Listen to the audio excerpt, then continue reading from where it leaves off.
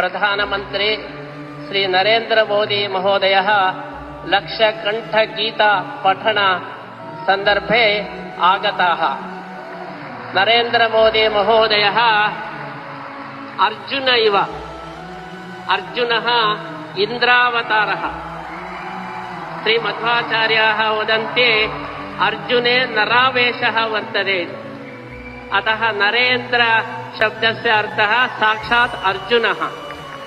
यत्र गीता प्रचलति तत्र अर्जुनः आगतः। अतः अर्जुन आगमनेन अस्माकं लक्षकण्ठगीता समर्पणं सम्पूर्णम् इति वयं भावयामः।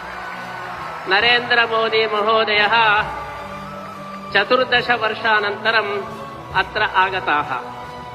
तन्मध्ये राममन्दिरनिर्माणं कृत्वा आगताः।